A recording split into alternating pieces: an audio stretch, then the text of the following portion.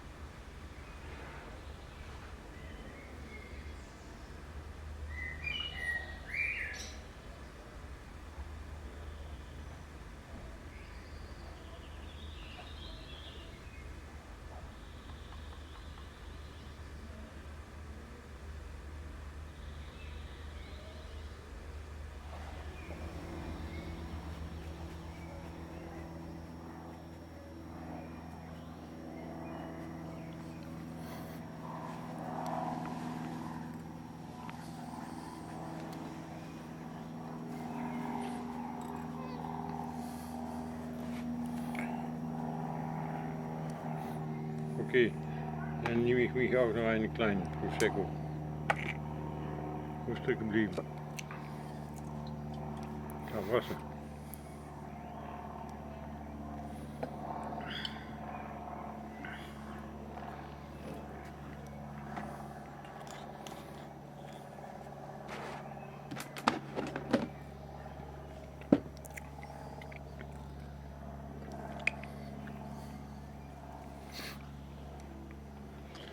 Probeer ik nog maar op in de telg.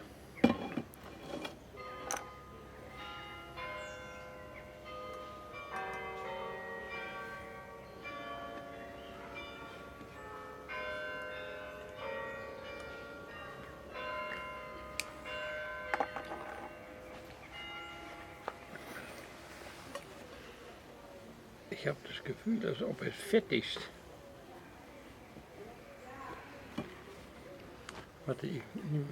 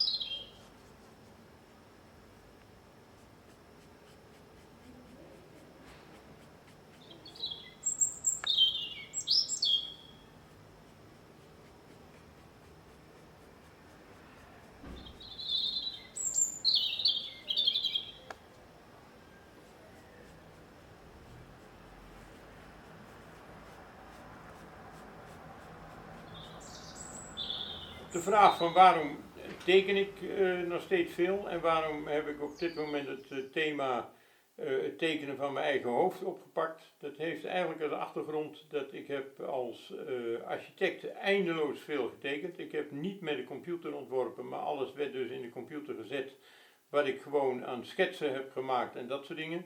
Ontwerpen is voor mij ook een proces, dat doe je 's nachts. En de volgende dag teken je datgene na wat je aan je binnenkant van je hersenpan ziet. Het zou handig zijn om een USB-stick te hebben. Dan hoef je in ieder geval niet meer die vulpen te hebben om dat uit te tekenen. Het spannende van dat tekenen van die koppen ook is eigenlijk ontstaan door een tentoonstelling die ik heb gezien bij Voorlinde in Gossel. Daar was een kunstenaar die heeft 365 of 400 keer heeft hij zijn eigen hoofd getekend met verschillende kleuren en verschillende technieken. En dat vind ik zo ongelooflijk spannend dat je dat kunt doen, dat ik dacht van nou, dat ga ik ook oppakken. Want een tweede ding is dat op het moment dat je bepaalde vaardigheden hebt, moet je zorgen dat je die ook gewoon onderhoudt, dat je die handhaaft. Het is hetzelfde als een hardloper die dus zijn hele leven ongelooflijk hard heeft gelopen, fantastisch veel spieren heeft om dat te doen.